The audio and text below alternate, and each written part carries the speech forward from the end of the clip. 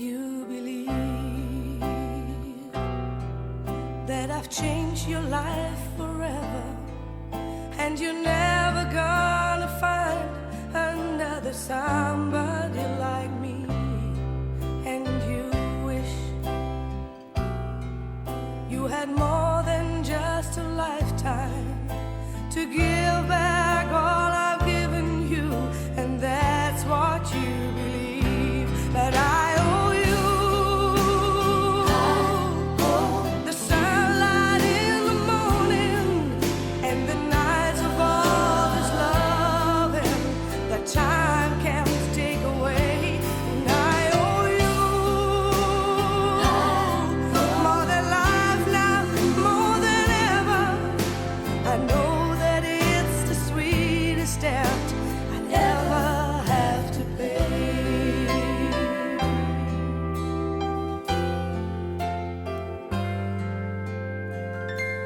I am amazed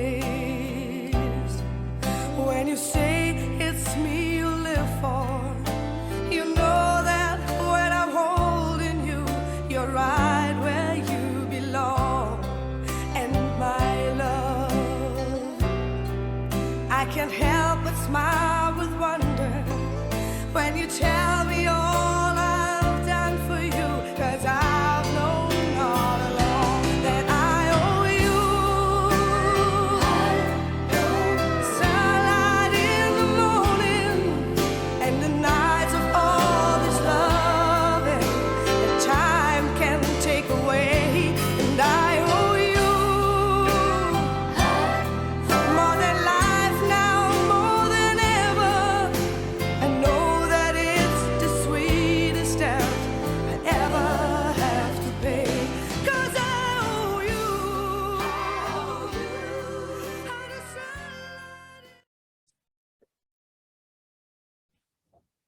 안녕하세요.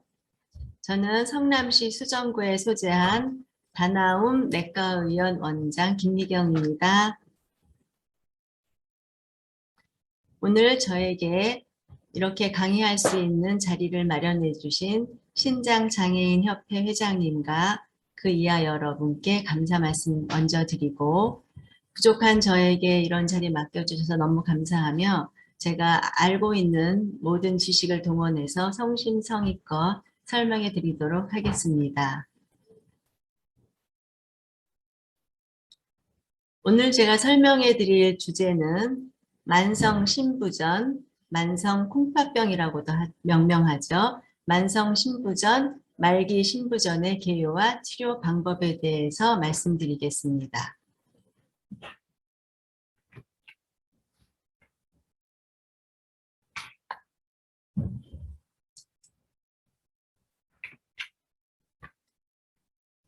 먼저 신부전의 진행 상황에 따라서 콩팥의 해부학적인 모양을 살펴보면, 우리가 정상인 경우에 콩팥은 표면이 아주 매끄럽고 윤기가 있으며 밝은 분홍빛깔의 아주 예쁘게 생긴 그런 기관입니다.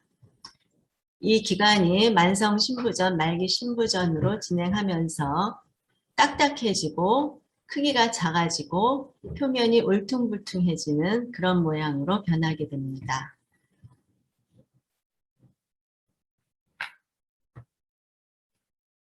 만성신부전에 대해서 말씀드리기 전에 먼저 신장, 콩팥의 기능에 대해서 알아보도록 하겠습니다. 신장의 기능은 여러 가지가 있는데, 그중 첫 번째가 우리 몸의 산, 염기, 전해질 중에 특히 나트륨, CL, 칼륨, 인, 칼슘의 균형을 맞춰줍니다. 두 번째는 우리 몸에서 생성된 여러 가지 노폐물과 독소를 신장에서 걸러주어 노폐물을 수분과 함께 소변으로 배설시키는 작용을 합니다. 셋째, 우리 몸에서 칼슘, 인의 균형을 잘 맞추어서 건강한 뼈를 유지할 수 있도록 관리를 해줍니다. 네 번째, 우리 몸의 수분을 적정량을 균형을 맞춰서 조절해서 혈압 조절에 큰 역할을 해줍니다. 다섯 번째는 신장에서 에리스로포이에틴이라는 적혈구 생성 물질을 생성해서 우리 몸의 적혈구 생성을 조절해주는 큰 역할을 하고 있습니다.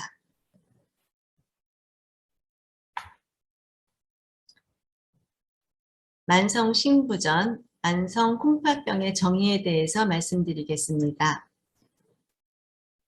콩팥의 구조적 이상이나 기능적인 이상이 3개월 이상 지속되는 상태를 만성 신부전이라 명명합니다.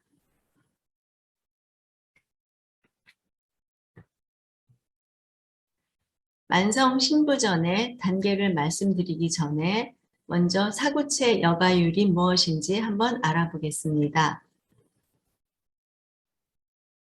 사구체라는 것은 작은 혈관으로 이루어진 공 모양의 혈관 덩어리입니다. 이 사구체가 수십만 개가 모여서 신장을 이루고 있고, 그래서 신장은 우리 몸에서 혈액 순환이 가장 많이 되는 그런 곳입니다. 사구체 여가율이란 무엇인지 한번 알아보겠습니다. 사구체 여가율은 체표 면적당 분당 사구체를 통과하여 노폐물을 걸러낼 수 있는 혈액의 양으로 정상인은 100에서 120ml per minute per 1.73m 제곱입니다. 네, 사구체 여가율이 뭔지 아셨죠? 그럼 만성 신부전의 단계에 대해서 한번 알아보겠습니다. 우리가 보통 만성 신부전을 5단계로 구분을 하는데 이 5단계로 구분을 하는 지표가 사구체 여가율입니다.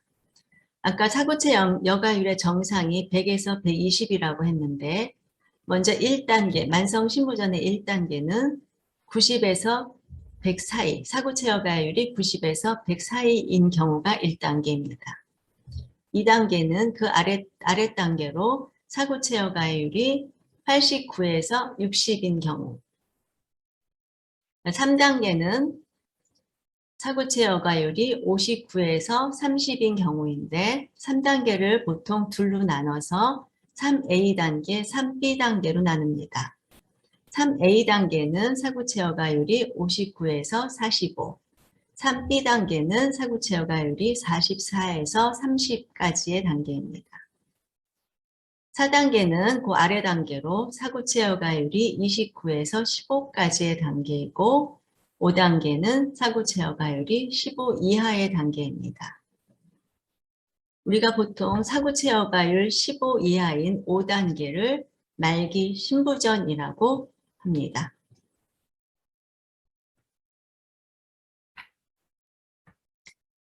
우리가 만성 신부전을 이렇게 단계별로 나누고 치료를 하는 특별한 이유가 있습니다. 보통 이제 간경화, 알코올성 간경화인 경우를 우리가 생각해 보면 우리가 술을 많이 마셔서 간경화 초기 단계가 와도 술을 끊고 나서 임상적으로 한 4년이라고 하는데 4년 정도 술을 마시지 않는 경우에는 간경화까지 갔던 사람도 간 기능이 정상으로 회복될 수 있다고 합니다. 간경화도 아까 신장 그 해부학적에서 본 거와 마찬가지로 간경화가 되면 간의 표면이 딱딱해지고 울퉁불퉁해지는데 설사 그러한 단계가 됐다 해도 4년이 지나면 정상으로 회복될 수가 있고, 심장을 또 예를 들어보면 심장 판막증이 있어서 심장이 많이 늘어나고 기능이 저하되고 이런 상태가 되었어도 수술을 하거나 약을 복용하거나 하게 되면 심장 기능이 정상으로 돌아오게 됩니다. 그런데 심장, 콩팥 기능은 일단 한번 손상이 일어나면, 신기능 저하가 일어나면 어떤 치료를 해도 정상으로 복구가 안 됩니다.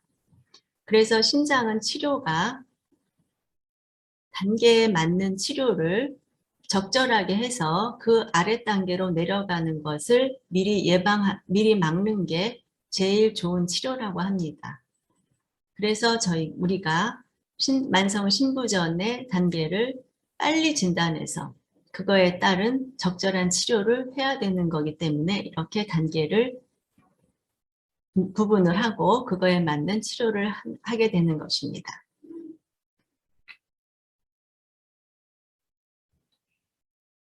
만성 신부전의 단계별 치료에 대해서 한번 알아보겠습니다.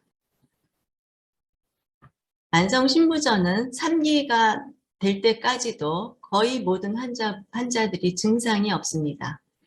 그래서 1기, 2기인 경우에 2기가 GFR이 60까지가 2기인데 그 정도까지도 아무런 증상이 없기 때문에 고위험군에 대한 치료를 정확하게 해야 됩니다.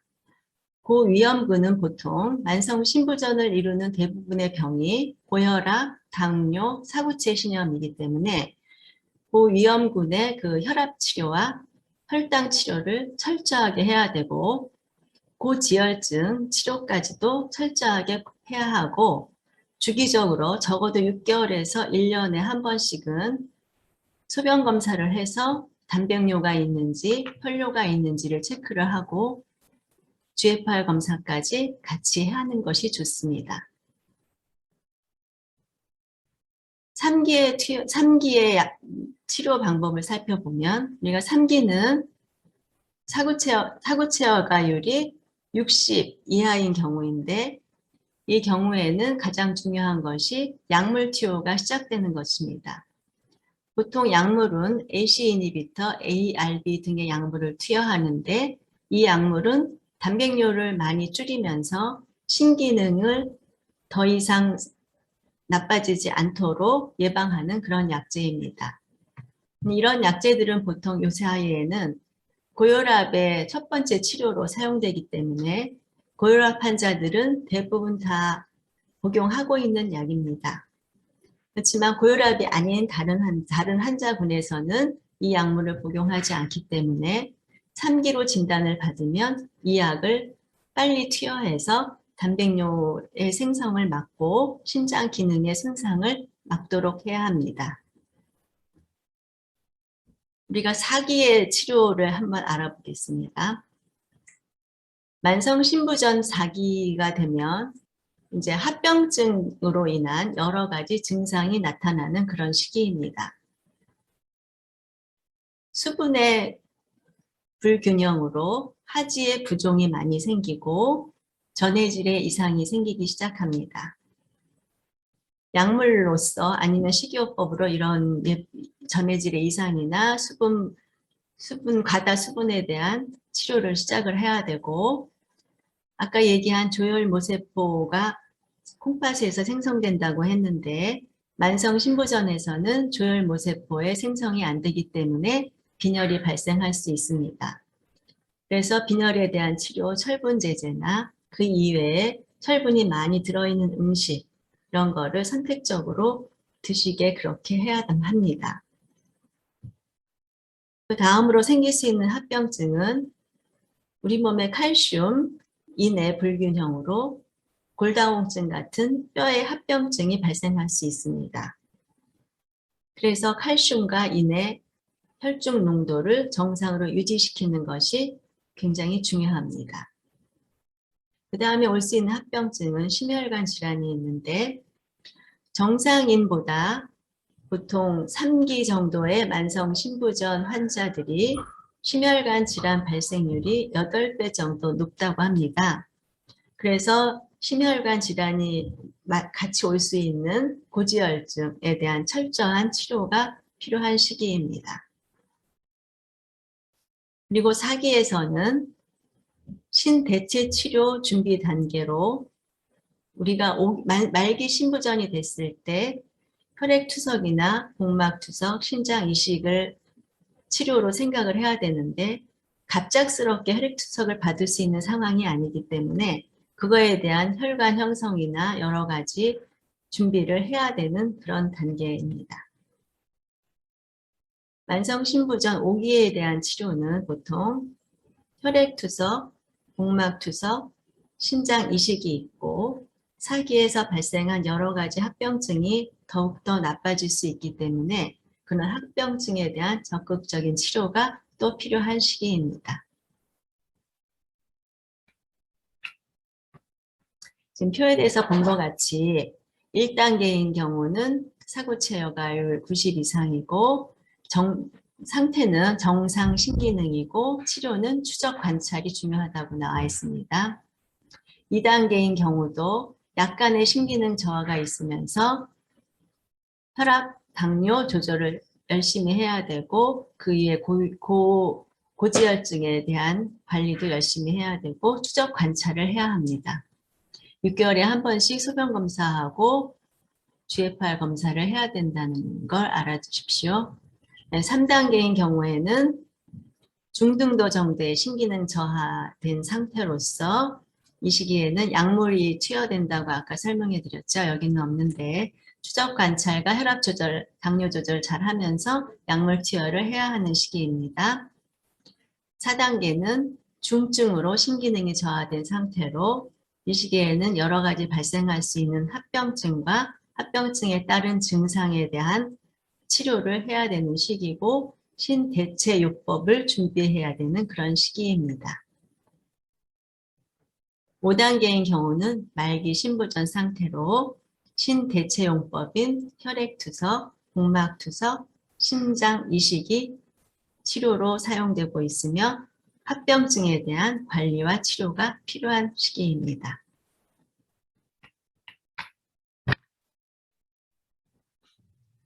우리가 말기 신부전의 증상에 대해서 한번 알아보겠습니다. 아까도 설명해 드린 바와 같이 만성 신부전의 증상에 대해서 알아보겠습니다. 아까 설명해 드린 바와 같이 3단계까지 보통 거의 증상이 없습니다. 처음 나타날 수 있는 증상은 단백뇨, 혈뇨가 나타날 수 있는데 이것은 이제 혈뇨는 물론 육안으로 구분이 가능하지만 단백뇨는 알 수가 없기 때문에 주기적으로 소변 검사를 해서 단백뇨에 소견이 있는 경우에는 얼른 그거에 따른 치료를 해야 됩니다. 그다음에 두 번째 나타나는 증상은 부종입니다. 밑에 있는 그림에서 보여지는 것 같이 특별한 증상은 없고 일반적인 증상, 식욕부진, 메스꺼움, 구토, 부종, 허약감, 피로감 등의 증상이 있을 수 있습니다. 특이한 증상은 하나도 없기 때문에 만성 신부전이다, 이런 증상이 있으면 만성 신부전이다 하는 그런 증상이 있으면 금방 발견할 수가 있는데 그런 증상은 하나도 없고 그냥 일반적인 증상이기 때문에 주기적으로 검사를 하면서 단백뇨에 소견이 있는지 GFR이 얼마나 떨어졌는지 이런 거를 보는 것이 아주 중요합니다.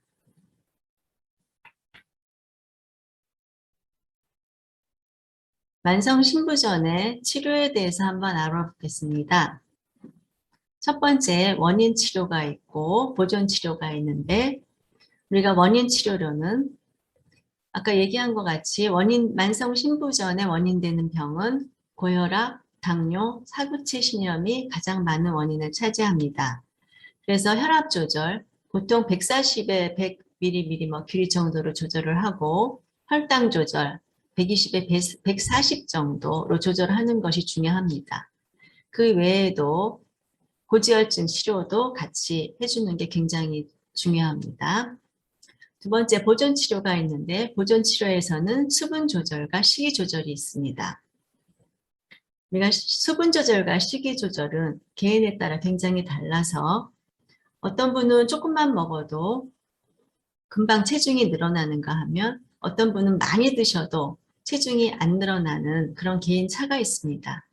그래서 이 두 가지는 어떤 공식이 있지는 않고 개개인에 따라서 좀 다르기 때문에 항상 담당 의사 선생님하고 상의하셔서 어떻게 해야 되는지를 결정하시는 것이 좋겠습니다.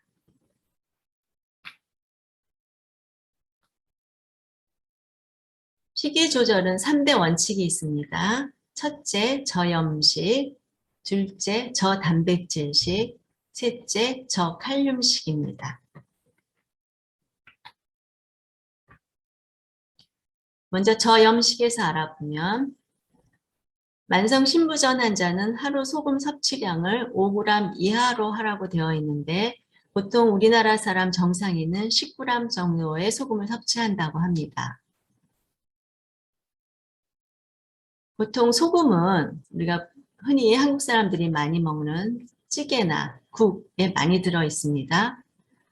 그리고 보통 찌개나 국 없으면 식사를 못 하시는 분이 많잖아요. 근데 이 찌개나 국이 소금이 많이 들어있기 때문에 신장 환자들은 되시는 대로 찌개나 국은 안 드시는 게 좋고 정국을 먹어야 할 경우에는 건더기만 살짝 드시고 국물은 안 드시는 게 좋겠습니다. 또 면류에도 많이 들어있다고 해서 우리가 짜장면이나 짬뽕 같은 거는 되시는 대로 뭐 할 수 없는 경우는 할 수 없지만 되시는 대로 안 드시는 걸 권유합니다.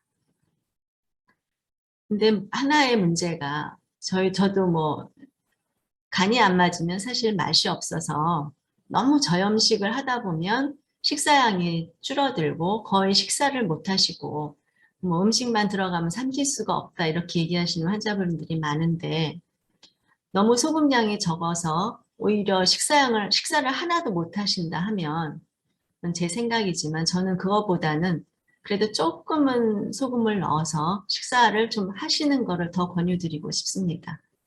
식사를 매 끼니마다 뭐 한 숟갈밖에 못하고 물 말아서 겨우 먹고 이렇게 하시는 분들은 나중에 뭐 투석을 받거나 하실 적에 혈압도 많이 떨어지고 기력도 떨어지고 단백질 섭취량도 부족하고 하기 때문에 오히려 더 안 좋은 상황을 유발할 수 있습니다. 그러니까 저염식이 아주 소금을 하나도 안 넣어서는 안 되니까 먹을 수 있는 만큼 조금만 먹고 되시는 대로 그 가외의 그런 소금을 섭취하지 않는 그런 방법을 택하시는 걸 더 권유드리고 싶습니다. 저단백 식이에 대해서 말씀드리겠습니다. 하루에 단백질 섭취량은 보통 50에서 70g이라고 합니다. 50에서 70g 이게 어느 만큼인지 통 가늠이 가지 않는데 보통 어른 주먹만한 크기의 소고기, 돼지고기, 닭고기가 한 50에서 70g이라고 합니다. 근데 투석을 받거나 하는 경우는 이런 하루 단백질 섭취량의 2배까지도 드실 수 있다. 이렇게 말씀을 하시니까 한 150g까지 좀 많이 잡아서 한 150g까지 하루에 섭취를 하셔도 괜찮을 것 같고 오히려 안 먹는 것보다는 단백질을 조금 드시는 게 더 좋다고 저는 생각하고 아주 많이 드시는 건 안 되지만 어느 정도까지는 드시는 게 좋다고 생각하고 150g이면 보통 음식점에 가면 1인분 소고기 시킬 때 200g이잖아요. 그러니까 150g이면 어느 정도는 배부르게 먹을 수 있는 정도니까 아주 조금 뭐 한두 점 드시는 건 아닌 것 같으니까 그 정도씩 드시면 될 것 같고 계란을 드신다고 할 때는 보통 계란 노른자에는 철분하고 콜레스테롤이 많이 들어있고 계란 흰자는 단백질이 많이 들어있다고 하거든요.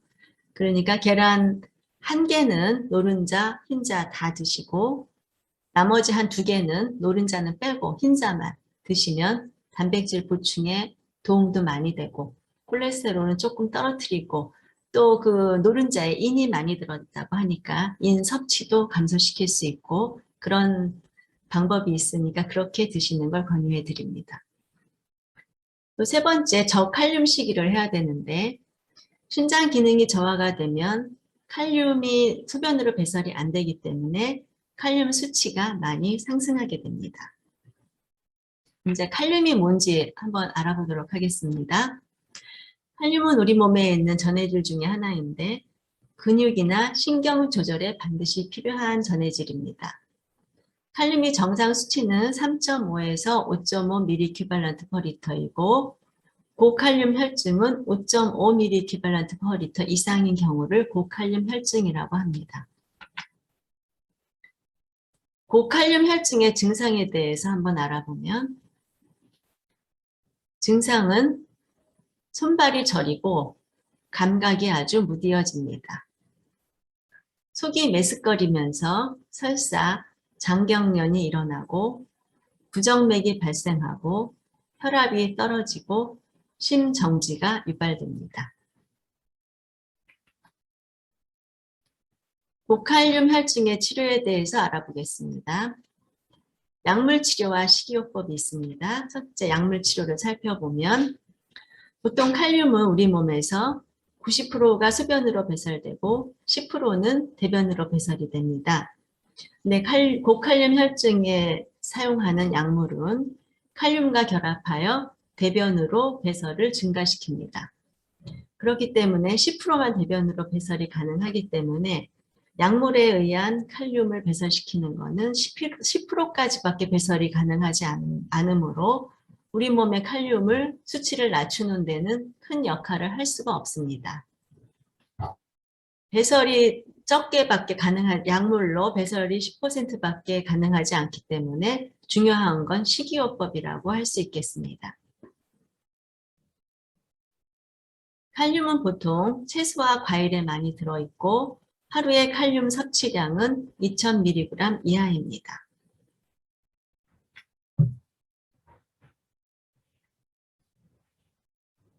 칼륨이 많이 들어있는 식품, 적게 들어있는 식품에 대해서 한번 알아보겠습니다. 칼륨이 적게 들어있어서 드실 수 있는 식품을 살펴보면 흰쌀밥, 흰식빵, 당면, 백설기. 채소 중에서는 깻잎, 양배추, 숙주, 팽이버섯, 양파, 김, 양상추, 오이, 가지, 콩나물, 무, 배추 등이 있습니다. 과일로는 연시, 사과, 포도, 자두가 있고 기타 사이다, 식혜, 사탕도 가능합니다. 칼슘이 많이 들어있어서 불가한 식품을 살펴보면 곡류에서는 검정쌀, 차조, 팥 등의 잡곡류와 감자, 고구마, 밤, 옥수수 등이고 채소에서는 양송이버섯, 물미역, 아욱, 참치, 시금치, 부추, 호박, 근대, 쑥갓이 있고 과일로는 꽃감, 멜론, 바나나, 키위, 토마토, 참외, 복숭아, 그 외에 녹즙, 견과류, 초콜릿 등이 있습니다. 그래서 이걸 볼 때 그냥 간단하게 보면 우리가 밥상을 한번 생각해 볼 때 흰쌀밥에 국은 콩나물국이나 무국 이렇게 하얀 색깔이 하얀 종류의 채소는 대부분 괜찮다고 되어 있거든요. 그러니까 무국이나 콩나물국, 거기에 하얀 나물, 숙주나물, 콩나물, 버섯은 팽이버섯 이렇게 해서 식단을 꾸며보면 될 것 같고요. 안 되는 식사는 잡곡밥은 무조건 안 되고 감자, 고구마 간식으로 드시면 안 됩니다. 그 다음에 양송이버섯, 채소 중에 초록색인 채소, 시금치, 참치, 아욱 이런 거 전부 다 칼륨이 많기 때문에 이런 거는 될 수 있는 대로 안 드시는 게 좋겠습니다. 토마토, 바나나, 칼륨이 많은 식품이니까 그런 거는 될 수 있는 대로 삼가하시고 사과가 좋고 사과는 항상 좋다고 하니까 사과 드시면 될 것 같고요. 멜론 같은 것도 안 드시는 게 좋겠습니다.